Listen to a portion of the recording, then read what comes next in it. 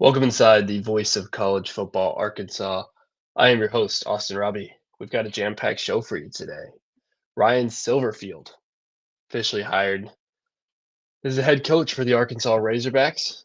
It's kind of crazy to say that, um, but here we are. A name that was very prominent throughout the entire coaching search. There were several different names that could qualify for that list, but Ryan Silverfield was definitely one of them. And how it happened really adds, I think, to the fury Arkansas fans really feel now that Silverfield is the coach. But he was a guy all along, and he was never a guy that I was really gunning for, to be totally honest with you. When you look at that conference where he came out of, the American Athletic Conference, there was a lot of names. Several of these guys are now head coaches at Power Four jobs. Alex Golish, a name we're going to talk about throughout this show, now the head coach at Auburn.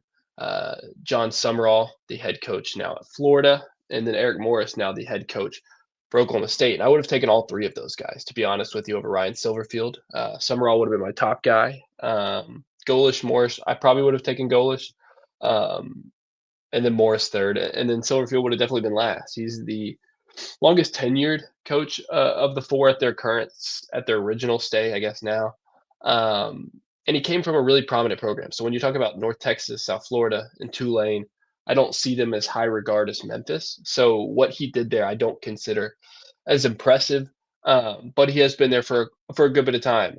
2019, and he has over a 60% win percentage, which is great. In these last 3 years, he's really been really good for them, and ultimately beat the Hogs this year as well. Um, but it's really how it happened. I think it upsets a lot of fans, and rightfully so, and myself included. I just mentioned those three guys I would have taken over him. There were several other names in the mix. James Franklin, prior to him signing with Virginia Tech, I would have taken, and I think most Arkansas fans would have. Kane Womack, I know, was a name that was really garnering some steam towards the end of the process. The defensive coordinator from Alabama, originally the head coach of South Alabama. He was a guy that I probably would have taken as well. Uh, but when we look at all these names, we ultimately end up with Ryan Silverfield, the head coach from Memphis. And this past week, there was a lot of reporting, specifically from one person that was saying that Alex Golish was going to be the Razorback football head coach. And I think that got a lot of Razorback fans. I'm sure even myself, I don't even love the hire of Golish, but I know a lot of people preferred it over Silverfield, and I would have as well. But it was reported last week that he was probably going to sign as the Razorback coach. What it seemed like was he was the Razorback coach, and that ultimately didn't happen. Didn't seem too pleased about that, and ultimately went to Auburn. Maybe used Arkansas kind of as a chip for his own financial gain at the Auburn Tigers. But a guy who seemed like had a shot at coming here, but we ultimately land with Ryan Silverfield. A little more about him before we kind of go throughout the process of it all. Ryan Silverfield, 45 years old, was the head coach of Memphis these past seven seasons. He coached the bowl game for them in 2019. So he really started in 2020. He had 6 full seasons with the Memphis Tigers, a 50-25 record, and in these past 3 years, 29 wins to 9 losses. So even more impressive, closer to 75% there in the last 3 years. He has won his last 3 bowl games. This year he went 8-4, beating the Razorbacks along the way. A lot of his history. He's been at Memphis in some capacity since 2016. He was the offensive line coach. Sounds familiar.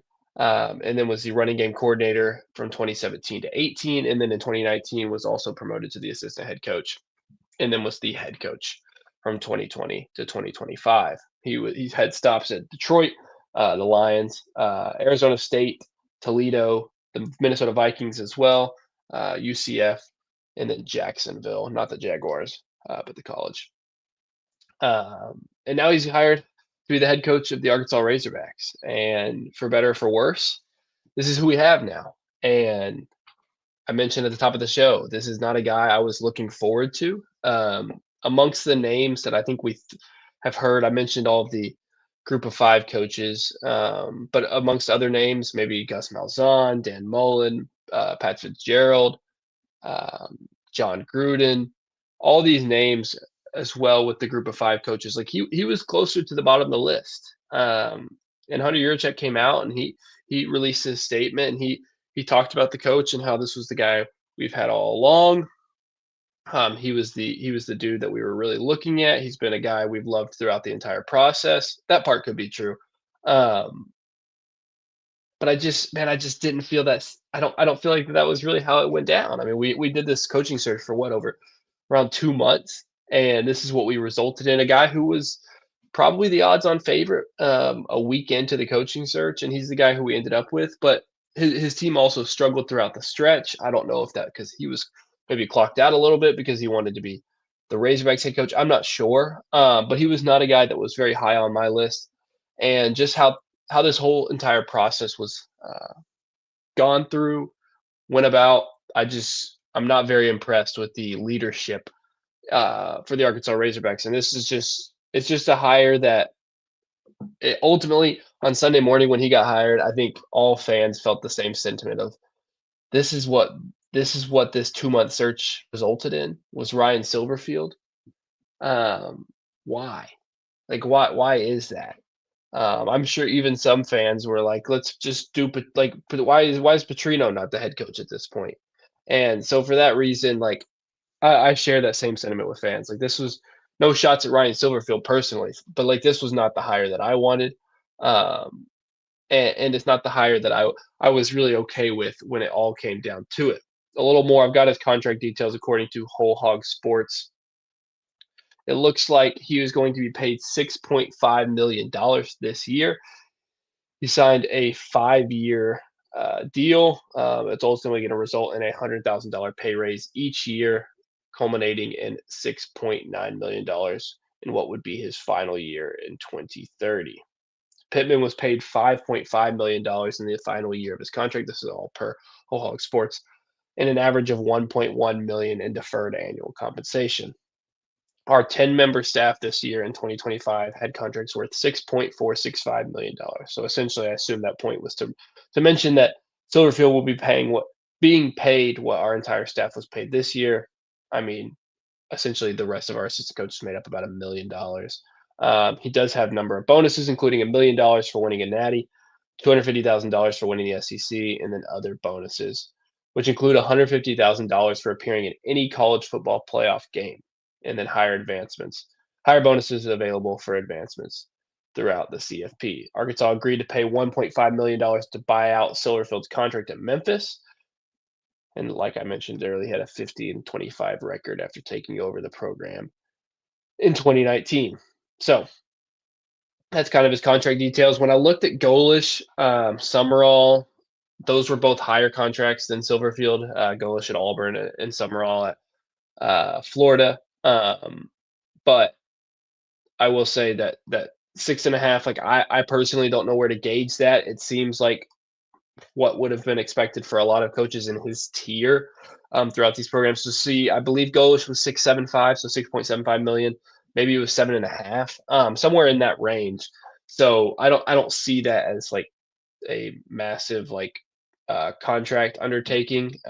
Maybe we could have got him for a little cheaper, but ultimately that's not something I'm going to discuss about. But ultimately, we missed out on a lot of other coaches, and that's what's tough here. Is that Eric Morris went to North Texas, and at that time, when that move happened, I was pretty content with that, right? Because Morris was, like I mentioned, the third best coach to me in that conference,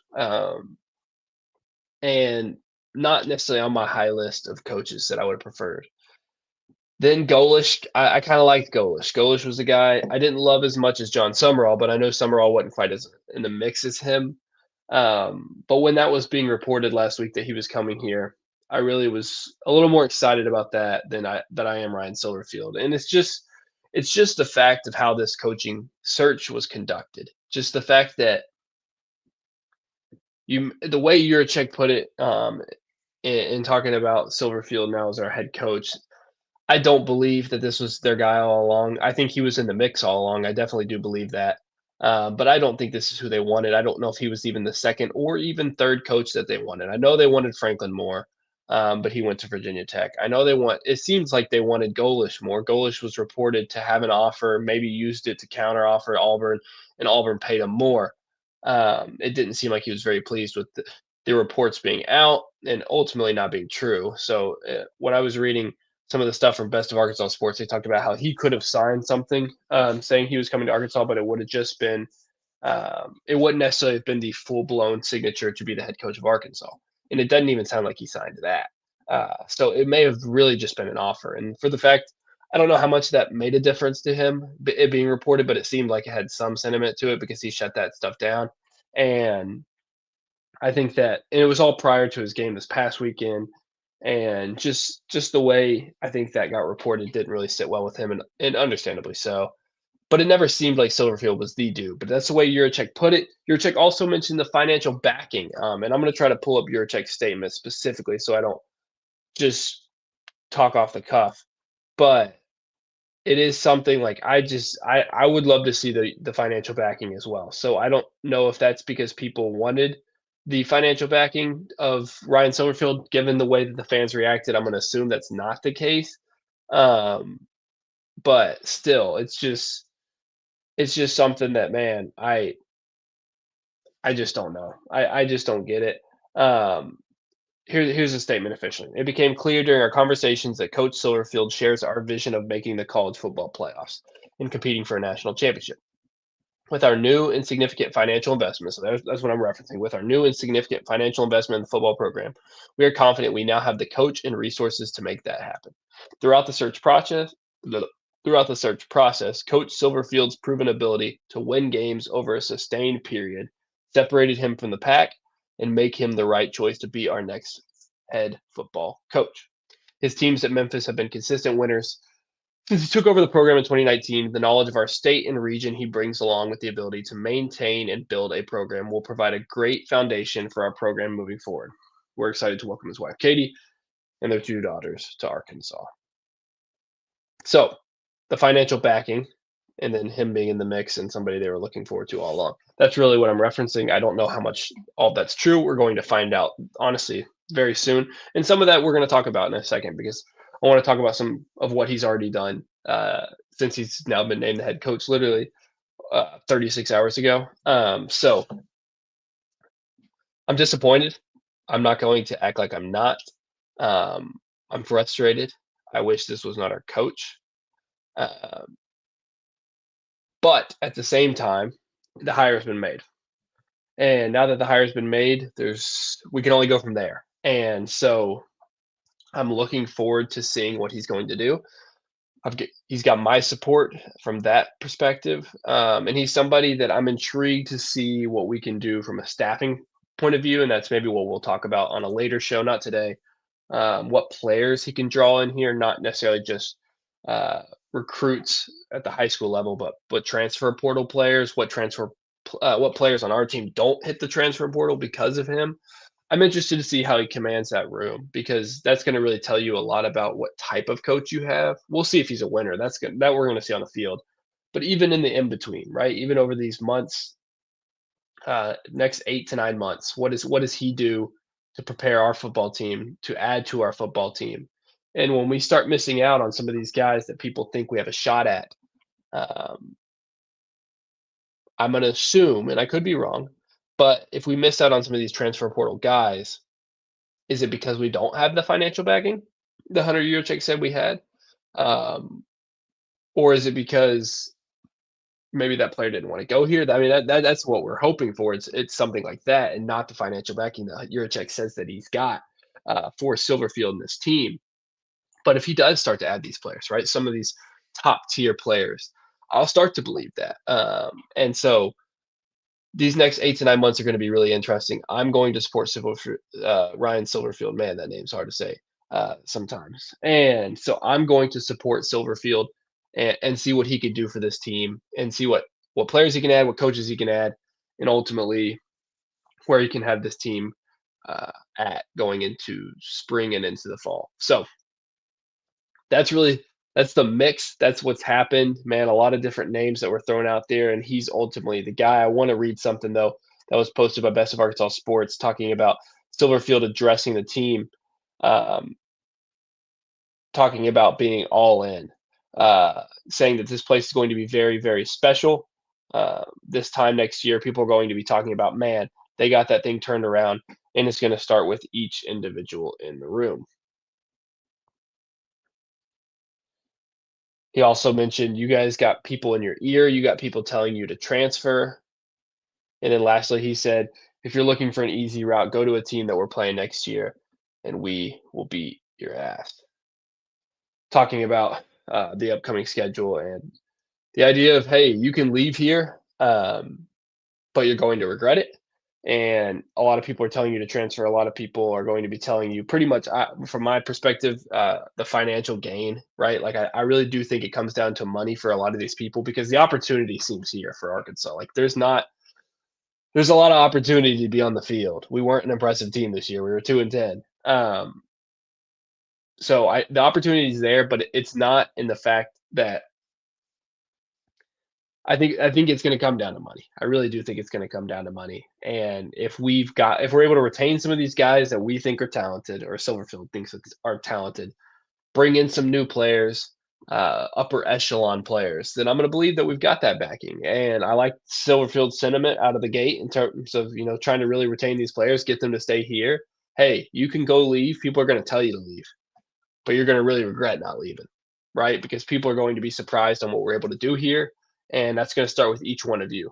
And so I like that because at the end of the day, he knows coming from the school he's coming from that the players at our school, whether we go 2-10 or not, are more talented than his players. And if he can keep a lot of these guys that he thinks are talented, and it starts with, to me, quarterback KJ Jackson, then he's got a better shot of winning. And, he's going to have to also bring in some of his players, and he's also going to have to bring in some players from other teams.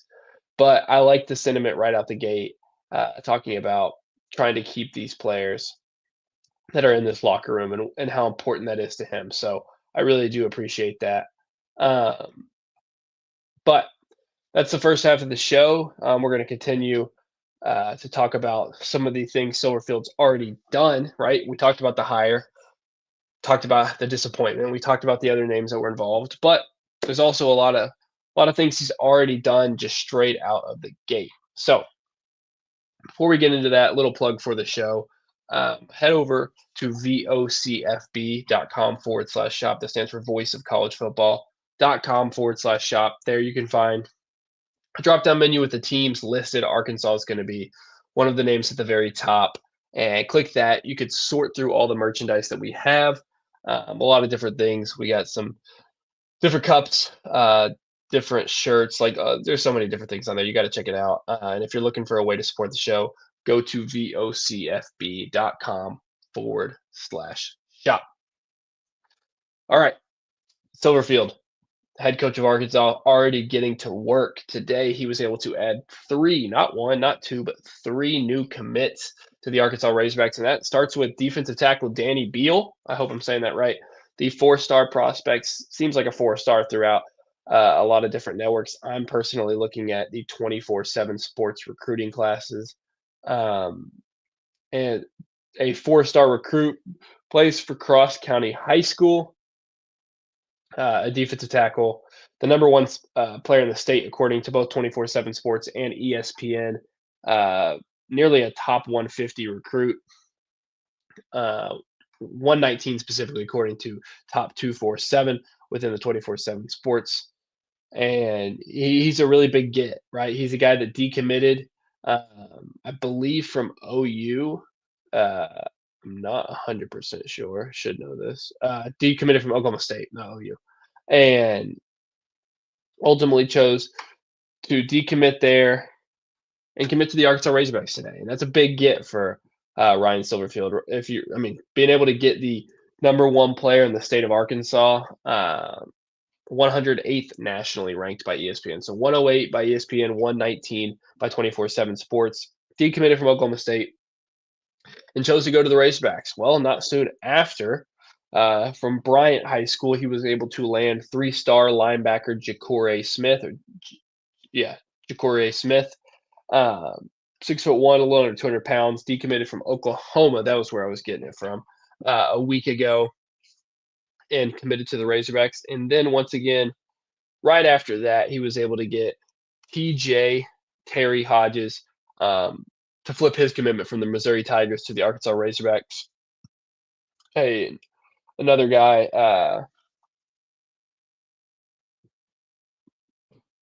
that was from Bryant as well. So just a running back from them, and man, just a really big jump. According to Best of Arkansas Sports, in less than 24 hours after he was officially announced, Silverfield took Arkansas's 2026 class ranking from 83rd, which I did not realize it was that bad, to 58 in the 24/7 Sports composite rankings, and from 69th to 49th in Rivals industry rankings, jumping from 25 and 20 spots respectively. So that's a big deal. That's a huge deal. According to them as well, two of Arkansas's higher rated existing commits appear to be staying on the board. That includes three-star defensive end Colton Yarborough out of Durant, Oklahoma, and then four-star Bentonville wide receiver Daquan Previo had previously said his recruitment was 100% open, but he tweeted, "Let's do it," in response to Silverfield's announcement. So that's a big deal to come in like that and just really grab some of those players, especially the number one player in the state. That's something you want to see out of Silverfield right away. So to get all three of those guys, two four-stars, two of the top five players in the state, including the number one player in the state, and Danny Beal and Terry Hodges, and then Ja'Cory Smith, a teammate of Hodges as well. That's a big deal. So we're going to talk also just a couple of guys in Best of Arkansas Sports. Check them out. They're the ones that really talked through a lot of these guys. So I'm taking a lot of this information from them. But some potential upcoming signees as well. We're getting close to National Signing Day. Some of these guys I'm going to mention, some of these guys are already committed somewhere else. So maybe like Hodges, they will decommit from their school, or like also all the other three guys I mentioned earlier, like they'll decommit from their school and ultimately choose the Razorbacks, or a couple guys that have either already decommitted or haven't made a commitment yet. And we'll mention those guys. So it's going to start off with some of the guys that we're looking to potentially flip their in-state prospects. That talks about Evan Goodwin, offensive tackle who's currently committed to SMU, the second best player in the state according to 24/7 Sports. Another guy um, that would be, who was the other two? Matthew Nelson, the defensive end from Bryant as well, so a teammate of Hodges and Smith. And then lastly, I think probably the most talked about recruit in the state of Arkansas, and that's Kane Archer, the quarterback from Greenwood, who committed to Utah, but I think last week. So decommitted from UCF, decided to recommit at Utah. I don't know because of that if he would decommit and recommit again. Um, but those are three guys that are currently committed somewhere else. And as the Best of Arkansas Sports says, uh, Evan Goodwin committed to SMU, seems to be a fan of the Silverfield hire. The Bauxite native told West that the 45-year-old is an incredible coach and the O-line staff at Memphis is literally NFL quality. Razorbacks are very lucky to have him. We'll see if that ultimately results in anything, but him being an O-line coach, Silverfield, or a former O-line coach, an offensive tackle, probably is a guy who could be influenced by that. So there's a guy to look for. Another guy who I believe actually has committed now, according to 24/7 Sports, it says that he is committed to the Razorbacks. So we are, already getting after it. Defensive tackle Anthony Kennedy Jr. He decommitted from Miami last week, and seems like, according to 24/7 Sports, that he's a strong candidate to land in Fayetteville, and strong enough it seems like. So he is another guy listed fourth in the state of Arkansas right now with his commitment. Four of the top five players in the state of Arkansas have committed to the Razorbacks. So that's a really big deal. And then lastly, um, another guy is Jordan Harris. He's listed at 12th in the state of Arkansas, a defensive end prospect, according to 24/7 Sports Crystal Ball, 100% prediction to go to the Arkansas Razorbacks. He's a three-star defensive end, so maybe look for him to choose the Arkansas Razorbacks. But those are a lot of the guys I'm looking at. Like I said, a lot of that information is coming from Best of Arkansas Sports, so definitely check them out. Uh, but a lot of different names to look at. So Matthew Nelson from Bryant, Evan Goodwin from SMU or from Bauxite, committed to SMU. Nelson's committed to OU. Those two guys specifically, I think, would be the big names after hearing Anthony Kennedy Jr. has committed to the Arkansas Razorbacks. But those are the different names to know. Lastly, just to end up the show, we usually talk about the game before and talk about how that game went. We played Missouri on Saturday. We lost. We went to 2-10. Our impressive plus 3-point differential on a 2-9 Razorback team finally dropped to the negative numbers, and it is now, I assume, -3 plus 14, so -11. But 2-10, we did not win. We did not win a conference game whatsoever, and that's tough. So another year like that. Chad Morris, 2018. Chad Morris, 2019. And now Sam Pittman / Bobby Petrino in 2025. This is happening too often. I mean, I guess what? That's 3 of the last 8 seasons, 3 of the last 7 if you don't include the COVID year. So, man, just brutal. 3 of your last 7 non-COVID seasons resulted in 0-8, 2-10 seasons. That's brutal. So we'll see if Silverfield can do the job and really turn the ship around. But man, it's just been a very eventful weekend for the Razorbacks, and the culmination was the hiring of Ryan Silverfield. And man, only up from here though, right? Can't do too much worse than we did this season. So next week, I'm looking at talking a little bit about the potential staff or potential players that Ryan Silverfield could add. So I think that will be next week's episode. But please like, share, subscribe, turn on notifications to Arkansas at the Voice of College Football. Comment below what you want to hear about going forward, because like I said, I think that's the idea for show next week, but there's a lot of off season ahead. So we have 9 months of information, 9 months of things to happen in the Razorback football world. So please comment below what you would like to hear. But we're going to have shows each week. Most weeks, it may not be every single week as we head into the off season, but most weeks we're going to be having a live show. So just turn on those notifications, check out this channel. We'll have it up before it starts, but they're always going to be on Mondays around this 5:30 time. We did 6:30 today, but anywhere really from 4:30 to 6:30 on Mondays are going to be the times. And if it ends up changing, I'll let y'all know on here.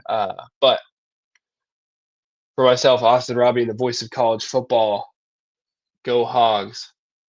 College football is even more exciting when you've got some action on the line, and the games are even better when you're cashing in. And the Voice of College Football is the place to be to get the greatest value. Start with my picks. 75% against the money line, 58% against the spread, and I've got a 40-plus year track record. 11-0 in the college football playoff for me last year against the money line, 8-3 against the spread. And I'm just the warm-up act. Steve Merrill of Wager Talk is our ace in the hole, show stopper. 7 years with the Voice of College Football, over 30 years in the industry. Steve gives us analysis on all the big games, but you can't miss Steve's weekly under-the-radar pick. 28-12 against the spread the last 3 years. You also get picks from some of our top analysts here at the Voice of College Football, including Corey Bratta, Matt Zemek, and Steve Dace. Check out those numbers. Become a YouTube or Patreon member for just $99 per month. Go to the main channel on YouTube, click join, and then select the betting tier. Do the same thing on Patreon. Make 2025 a winner now.